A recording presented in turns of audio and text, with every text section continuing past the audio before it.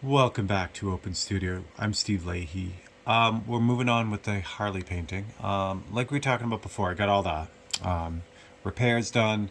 All that's good. I started laying out the rust here. What I'm going to do is I'm going to block in the steel part, the exposed steel part of the top of this fender here. I could continue on with the brown all over the place, but the idea here is that I kind of get the marching orders for the whole painting in this one little section. So I'll do the steel, get a feel for that, block that, and then I'll be able to do the rust and steel across the whole painting and have a good feel for it. So this is kind of a really light blue that's up here, and so we're going to lock that in first, I think, and that way it'll get a good kind of a good all-around feel for it. Let me show you what that steel color looks like real quick. So I'll slide it over. So there it is right there. Yeah, I'm going to pick the lightest color. It's a steel, like a light blue right on the top of that, the reflection. That way I can build up all this other, all this mottled blue steelish color on top. But you see how the brown kind of really mixes with that blue throughout, even though they're really separate. They cross over a lot, so that's why I'm kind of going to get the blue in first. If I do all the brown and then put the blue on top, it's going to look like it's on top, and I want them to kind of have that, share that same plane. That on top feel does happen, especially with whatever this paint is, the primer here. So I want to do that last or near last, but the light blue I really want to get in. So that's what we're going to be doing today. So welcome back, everyone. All right. This here, it was a sad day or sad week this week. My veteran quick connect finally broke, so I'm using the brand new Grex G Mac, which is a quick connect fitting also, but it's also got this neat air valve right in it. So I've been wanting to use this for a little while, but because my other quick connect has been so solid for so many years, I never really had a chance to hook this up and use it. So now I do. All right. So it's good and bad, I guess. All right, let me get some white first. And this is just, again, it's Createx Wicked Opaque White, and it's 1:1. And I'm just going to put a few drops in there to get it started. I'm going to mix up a bunch of this. So there's about 6 or 7 drops of white in there. And then I'm going to take, since I like the binders in these paints, I'm going to take a little bit of the Wicked Opaque Daylight Blue. So it's a nice overall blue. It's a little bit lighter. It's not as primary blue as the other blue that they have, but for this steel color, it's going to work out really, really well. So I'm going to start with what I want to do here.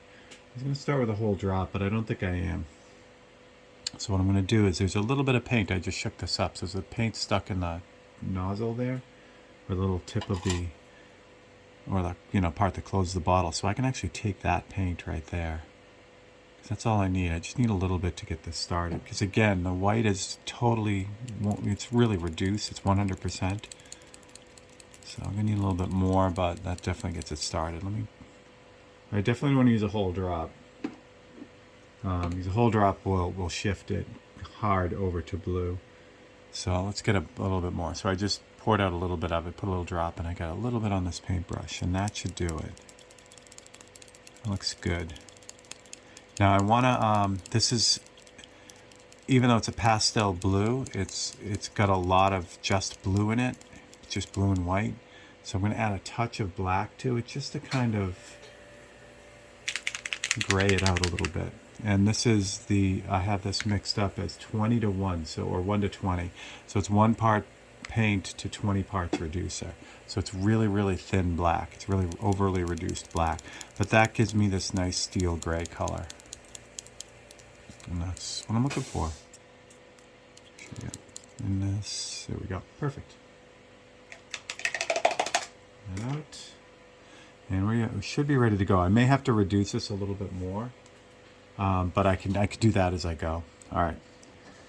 So what we're concentrating on again is the top of this fender where the steel is just kind of, it hasn't quite oxidized yet, or it has and it's been rubbed off.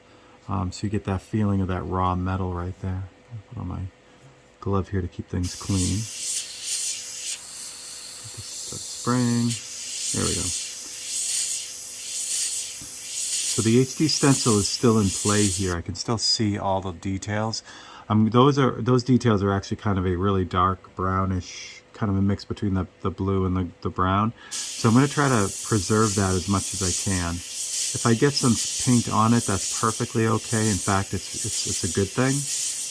But I do want to save a little bit of it so I can see it through the painting as I'm working. And this steel gray kind of, I could put this everywhere on this and then use it as a base.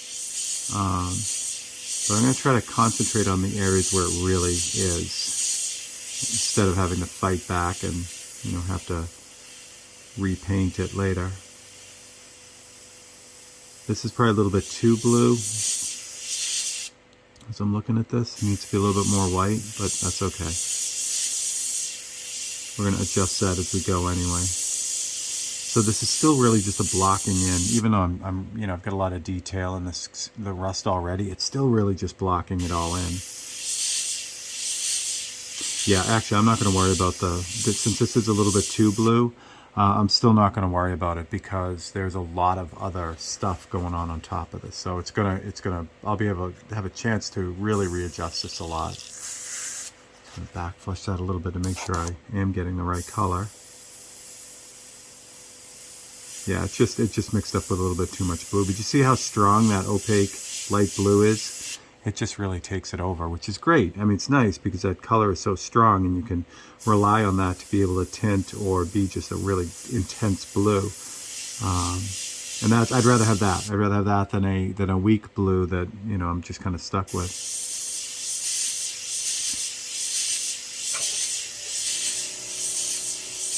All right.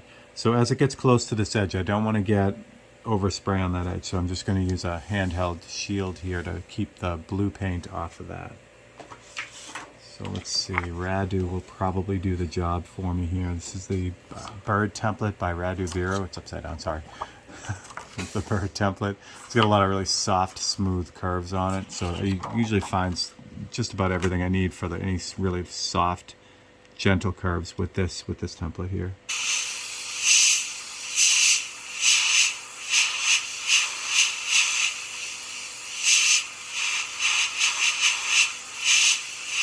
And that really does a perfect job at keeping all that blue off of the background. So that's what we're looking for that. All right, so that's pretty much it for blocking in that area. So now I have a ton of this color in here. So I'm just going to use it in different places that this pops up. So on the rotor down here, you can see it on the top of this too.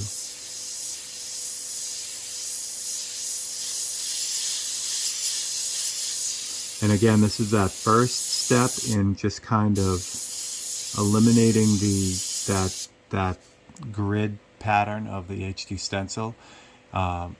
This white paint or this color is going over that grid pattern where the HD stencil was, but still leaving a little bit of it. So when I then go ahead and do the darker colors on top of that, the HD stencil, that grid pattern will be completely gone. It'll just be kind of wiped out. And that's nice. It's one more step towards that. Because sometimes if you were to just go in with the darkest color on the HD stencil, if you miss a spot or if it's a little bit thin and transparent, you'll still see that texture, that grid pattern through the template. And you know, if that's what you're looking for, that's great. But for me, again, the template, the HD stencil is simply a guide for me. I don't want to see any of it, just like I wouldn't want to see any pencil lines when I'm done either. Again, some people like to show that structure underneath their painting. They like, you know, people to see the pencil lines under there, which is perfectly great. And the same thing with the HD. If you want to show people bits and pieces of that, again, it's your painting, so it works out really well. You can pretty much do anything you need to do. All right, just going to keep bouncing around since I have this in here, and it doesn't make sense to waste it when I can just use it. So down at the bottom here, it's got some. Now the top of the sidecar doesn't have it. I think it's just because it's the top of the sidecar, and maybe didn't get as much, you know, kind of whatever interaction. So there's an even sheen of rust across the top of the sidecar. So I'm not going to worry about that. The tank has a tiny bit of it just along the top edge here. So I'll throw that in here too. Again, trying to preserve all that great detail that's showing me where all those dents are in this tank. I definitely want to try to make sure I preserve that as I go along until, you know, I can finally put in those details. A little bit here too. That's good. Yeah, so we'll just keep bouncing around a little bit on this and use this wherever I need to.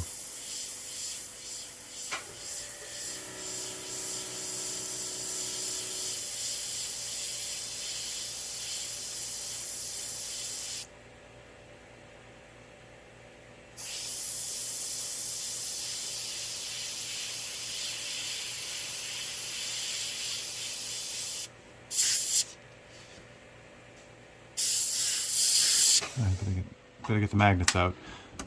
This sheet magnet on the back isn't really holding it up as well as it should, so just throw a magnet at the bottom and that'll hold everything from moving around. Okay, we get some here and a little bit here. Again, just general and light, you know, it just kind of sets that up and gives me just a little bit of that blue tint when I'm done. I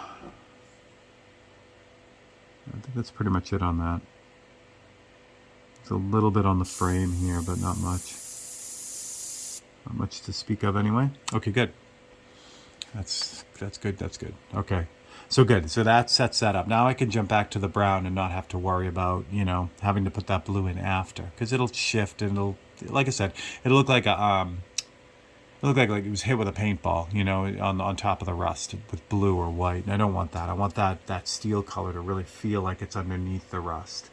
So it's neat that when you paint in that same order that the actual material is in, for instance, the rust is forming on top of the steel. So if you paint the steel first and then the rust on top of that, it feels like the rust is on top of that, which is really nice.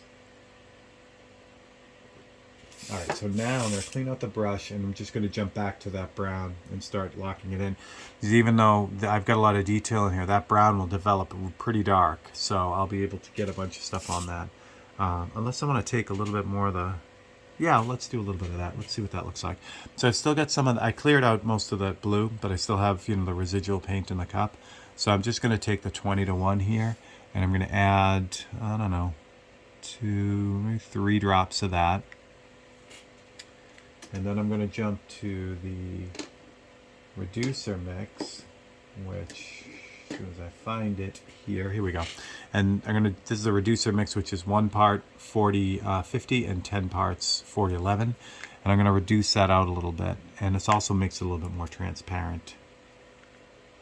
So I'm going to add 4, 5 drops of that, 6 drops of that.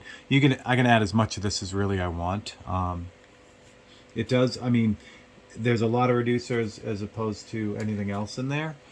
So it will continue to kind of make that stuff binder poor in a way. But for just reduction, again, to smooth out, it just works really, really well. If I wanted to thicken it up again, I could use one of the other mixes with a little bit heavier concentration of 40-50 in it. And 40-50 again is just that clear. It's a clear paint essentially. It's a clear coat, but I use it like a clear paint. So I use it to make the paint more transparent, give it an ability to stick a little bit better when I reduce it, that kind of thing.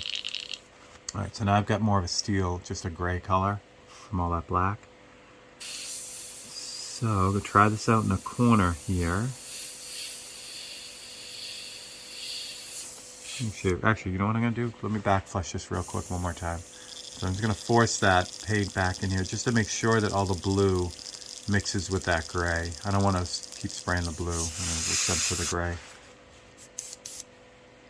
Because this gray is all over where the blue is too. Yeah, this is nice. Okay, this will work. So now what I can do is I can start painting in the in-between areas on this brown just to kind of block in some of that steel that's showing through the rust. And I can also creep it out onto the light blue as well. The texture on this fender is amazing, and that's really the goal, to get that feel, that texture. So much more complex than if this thing was perfectly restored and painted. This fender would be easy, you know. You just have to deal with the ridges from the body lines in this. But because this has so much character and so much life with that rust, it's makes it a whole different painting, which is really why I picked it. You know, I wanted something that wasn't showroom shiny, you know, that kind of thing. Interestingly enough, as I'm doing this, as I was pulling this photograph, I saw the date on it, and I didn't realize that I had taken this photo back in 2014. So it was 8 years ago that I took this photo. So it's been kind of in my to-do file for a while, and it happens a lot. You know, it's interesting to get that question a lot. Like, what do you do when you just don't know what to paint? You know, when you lose that muse, when you don't have that inspiration. You know, I'm always looking for the next painting. Always, always, always. So even though I'm working on a bunch of stuff, if I see something, I'm like, oh, that would be a great painting. So, you know, especially if I take a photo of it, it'll just go into that kind of to-do file, you know, that future painting file. And that file for me is gigantic. There's all kinds of stuff in that. You know, it just keeps building, you know, and that's really what insulates me from getting to the point at any time where I'm like, I just don't know what to paint, you know. And again, the downside of that is sometimes things like this one will sit around for 8 years before it even gets touched. But the good side is, you know, there's all kinds of stuff ready to go in there, you know.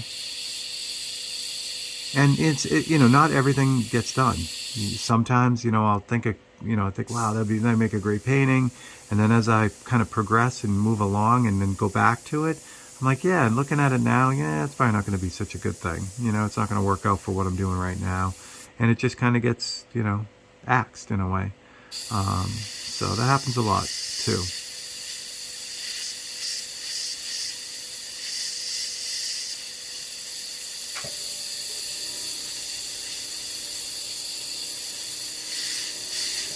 So this paint here is really thin. It's but again, same thing. If I build it up, I can get a really like kind of a deeper gray out of it.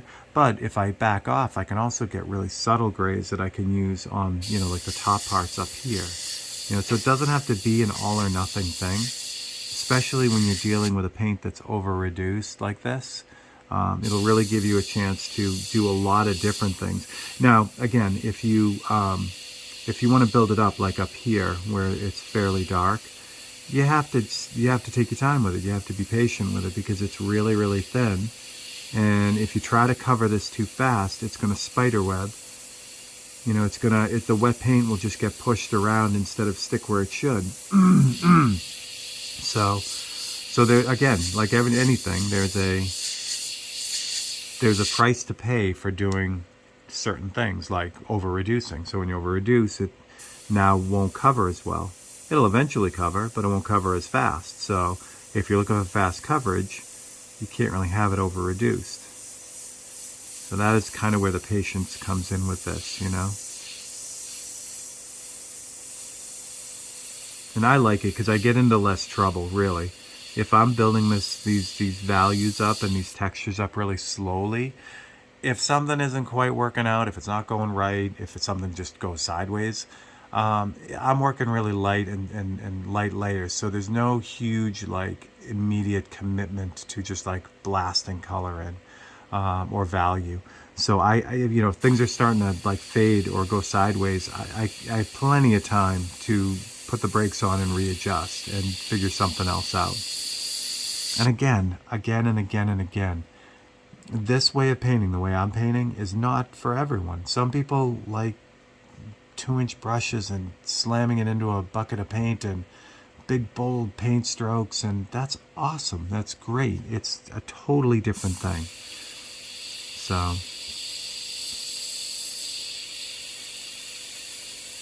the beauty of art, you know what I mean?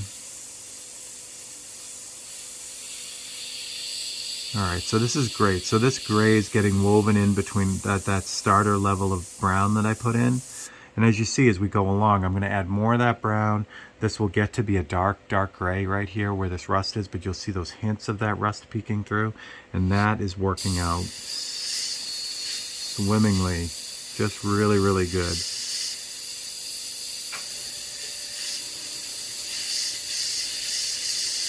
The other thing I find with patience as I'm working with this stuff, just by default, because I'm spending a lot of time on one area, I keep looking at the reference photo. So really I'm studying the reference photo as well for a long period of time. And the longer I look at something, the better chance I have of figuring it out. So that's the other thing that's kind of a bonus about working slow. You spend a lot of time with your research and your reference photos or your reference period, whether it's live or not. And it really gives you a better understanding of kind of what you're looking at.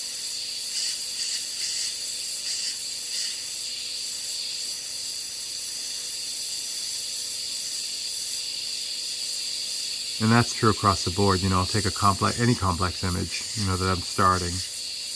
And the first time I look at it, even when I first get the photo or take the photo, it's like, man, what am I going to do with that? I really want to paint that, but I don't even know what's going on. So that happens a lot with the complex ones, for sure. It takes a while to really kind of start to understand what you're even seeing.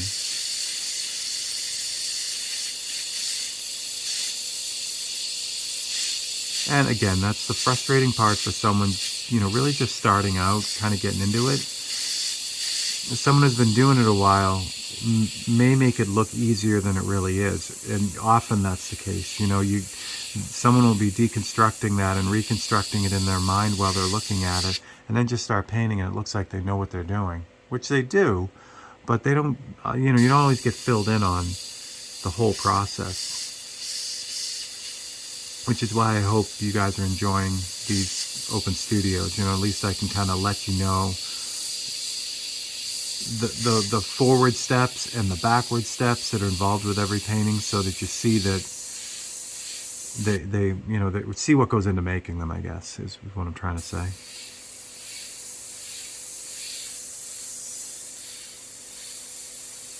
What I think it's just going to be, the next episode is going to be kind of the same feel as I really try to work out what's going on with this. What's beautiful about this front fender, this has everything that's in the rest of the painting. This doesn't happen all over the painting, but it has every component that's in the rest of the painting. It has heavy rust, it has light rust, it has bare metal. It's got a little bit of everything. So as I move to other parts of the painting, it's going to actually be much easier for me. For instance, the tank is rusty, but it's a much simpler type of rust for some reason. I don't know if it's because of the metal was thinner or what, but it is a very even type of rust, except for the top edge and the dents. Same thing with the sidecar. It's actually pretty easy. So I'm kind of earning it on this part so that I can just kind of burn through the rest of it. The motor is the same way. The motor and the frame has the same kind of rust on it, but again, it's more even across the board, across the whole thing. So that's going to make life, just go a lot quicker as we go. I'll just have to worry about like the details in the motor instead of,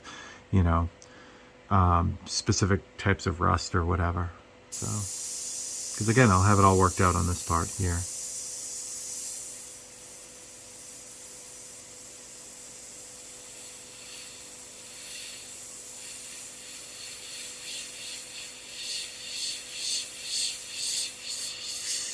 And so many times I've wanted to pick up this painting and just, do some stuff on it because I'm working on it. And once you get in a groove, once I get in a groove, I could spend 8 hours just kind of working this rust out, you just kind of get into it.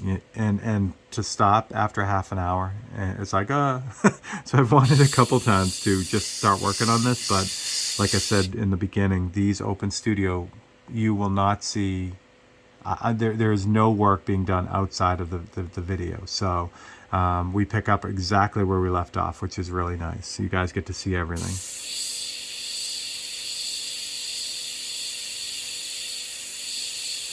So since we're just kind of picking around at this, the other thing that goes on with these paintings that take a long time is at some point during the painting, I'll start thinking about how I want to frame it.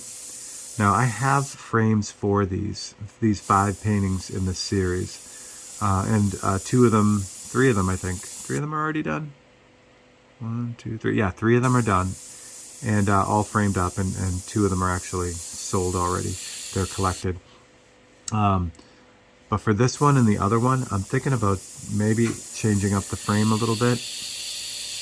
Instead of having the smaller floating frame, just to do a bigger matted frame for them with glass and everything. So I haven't quite worked out the logistics of that and, getting that done, but it's nice again with a longer kind of painting, a painting that's on the bench for a lot longer. You have a lot of time to think about it. So that's kind of the thought process. It kind of floats in and out while I'm working on these things. Should be fun though. Should be fun. Like I said, I think I actually am going to use the glass, and the painting will still float inside the frame, but because of these, I plan these paintings to go from edge to edge. If you mat them, you'll lose some of it, and I don't want to do that. So it'll still float inside the frame, but I'm thinking about, a real thick frame. In this case, a real coppery, patinaed frame, maybe about 2 or 3 inches thick, a big 4-inch mat, and then a good inch gap between the mat and the edge of the painting with maybe a black felt background, just to really make this pop off. So again, it's the fun part about doing this and taking time with it. You really get a chance to kind of start thinking about those things. All right. That's going good. Same thing here. Now that's pretty much all I want to do with the gray there. But in the other areas, I can now, since it doesn't make sense to dump this out, since I'll just use some of it. So do the same thing. I'll block in up here.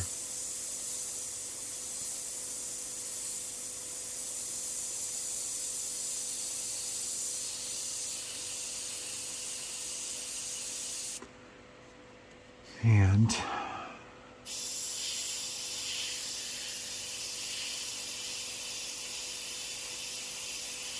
again, every pass with paint covers that HD stencil, so I can still see the details, but it just keeps getting pushed towards, the back. It just eventually won't even be there.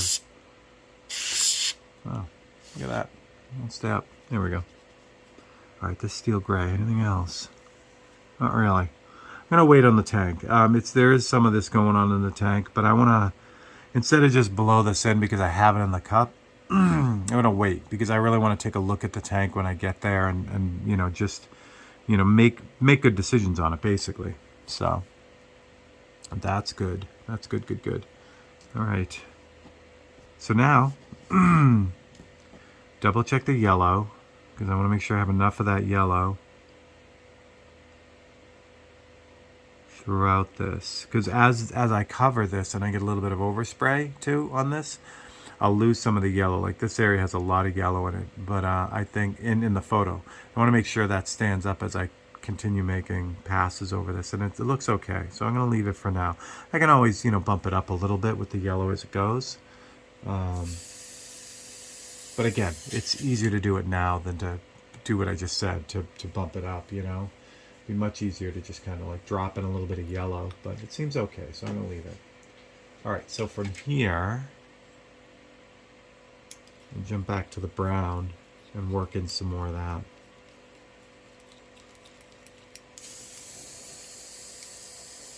The other thing that happens too, as I'm figuring this out kind of on the fly, I'll be doing a lot of this, jumping back and forth from colors, like the blue to the gray to the brown to a darker gray, that kind of thing. And jumping around a lot. Again, as I learn, as I kind of figure out what makes up this texture, I can eliminate some of those steps. I'll make a few steps to figure it out, but once I figure it out, I won't have to do those steps. I can just go directly to the right color, essentially. So again, that's why later on in the painting, it really pays off. It saves a lot of time if I take one spot to figure it out. Of course, the other way to do it is to do a test, like a test panel, to do this rust pattern on just not on the painting itself, to do it on the side, and then you just apply it to the painting. For me though, that's like doing extra work. Then I'll have a panel that I've spent a lot of time on, and then I'll just go apply it. Where really I can apply it here and not get into any trouble. If anything goes sideways, I can always fix it, because I'm not making really broad, intense kind of pushes on it. All right, so that's where we're going to leave it for this episode. I'm going to jump back on this Fender and hopefully finish it up. I don't know if it's going to be finished in the next episode, but again, we're not here for that. We're just kind of here to see how it all works. So hope you enjoyed it. If you did, please consider liking and subscribing, and you can leave a comment down below. That would be great. And I will catch you guys on the next one. Thanks a lot.